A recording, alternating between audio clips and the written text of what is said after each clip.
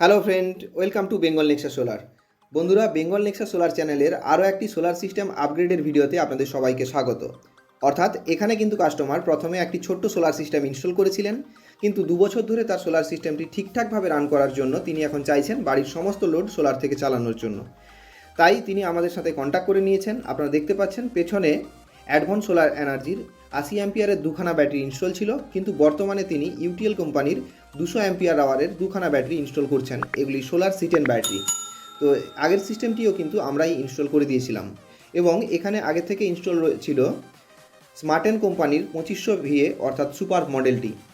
তো এবং এর সাথে প্যানেল হিসাবে ইনস্টল করে দেওয়া ছিল, অর্থাৎ কাস্টমার আমাদের কাছ থেকে পারচেজ করেছিলেন নেক্সাস সোলার এনার্জির 200 ওয়াটের মোনোপার্ক বাইফেসিয়াল প্যানেল। তো আপনারা দেখতে পাচ্ছেন এখানে 4টি প্যানেল ইনস্টল রয়েছে, এবং এখানে কিন্তু আমরা লুম কোম্পানির 550 ওয়াটের A grade N type monoperc half cut panel আরও দুটি আমরা ইনস্টল করব। যদিও জানেন যে স্মার্টেন 2500 মডেলের যে প্যানেল সাপোর্টেড ক্যাপাসিটি 1500 থেকে 1800 পর্যন্ত, কিন্তু এখানে আমরা কিন্তু 550 ওয়াটের দুখানা প্যানেল ইনস্টল করব।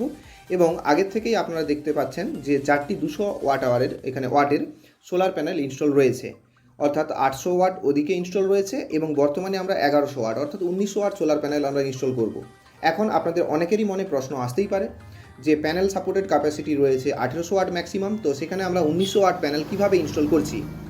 বন্ধুরা, আপনারা জানেন যে কোনো সোলার প্যানেল থেকে কখনও কিন্তু 100% জেনারেশন পাওয়া যায় না। অর্থাৎ এখানে 1900 ওয়াট প্যানেল সাপোর্ট করালেও কখনোই সোলার প্যানেল থেকে আপনারা কিন্তু 1900 ওয়াট জেনারেশন পাবেন না। আর বর্তমানে 500 ওয়াটের বা ছোটো ওয়াটেজের সোলার প্যানেল খুব একটা বেশি মার্কেটে পাওয়া যায় না, তাই কাস্টমার 550-এর প্যানেল এখানে আমাদের কাছ থেকে পারচেজ করেছেন। আপনারা দেখতে পাচ্ছেন আমরা কিন্তু বৃষ্টির মধ্যেও ভিজে ভিজে সোলার সিস্টেম ইনস্টল করে চলেছি। এখানে আমরা কিন্তু জিআই জেট ক্লিপের সোলার প্যানেলের স্ট্রাকচার আমরা ব্যবহার করছি। তো আরেকটি প্রশ্ন আপনাদের মনে আসতেই পারে, স্ক্রিনে যেহেতু আপনারা দেখতে পাচ্ছেন যে প্যানেলগুলিকে আগের যে প্যানেলগুলি ইনস্টল রয়েছে তা কিন্তু প্রপার সাউথ ফেসে রয়েছে, এবং বর্তমানে যে প্যানেলটি আমরা ইনস্টল করছি তা কিন্তু হালকা ওয়েস্ট বরাবর অর্থাৎ পশ্চিম দিক ঘিরে বা পশ্চিম দিক ফেস করে। তো এখানে কিন্তু কাস্টমার নিজের থেকেই আমাদেরকে বলেছেন যে হালকা পশ্চিম দিক করে প্যানেলগুলি ইনস্টল করানোর জন্য, কারণ এখানে শ্যাডো রিলেটেড সমস্যা রয়েছে, অর্থাৎ ছায়ার সমস্যা রয়েছে। সেজন্যই কিন্তু আমাদেরকে উনি যেভাবে গাইড করেছেন আমরা কিন্তু পশ্চিম দিক করে হালকা প্যানেলগুলিকে ঘুরিয়ে ইনস্টল করছি।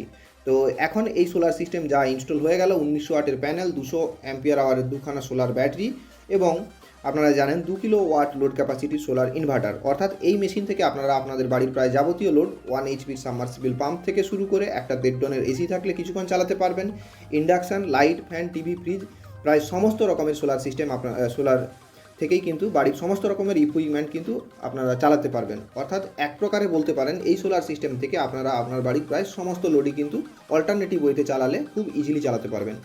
তাই আপনারাও যদি আপনাদের বাড়িতে যে কোনো প্রকার সোলার সিস্টেম ইনস্টল করতে চান, স্ক্রিনের উপর দেওয়া নাম্বারে আমাদের সাথে যোগাযোগ করতে পারেন। আর যারা এখনও পর্যন্ত চ্যানেলটি সাবস্ক্রাইব করেননি, অবশ্যই এখনই চ্যানেলটি সাবস্ক্রাইব করুন, ভিডিওটি লাইক করুন, শেয়ার করুন। ধন্যবাদ। কেমন লাগলো কমেন্ট করে জানাবেন।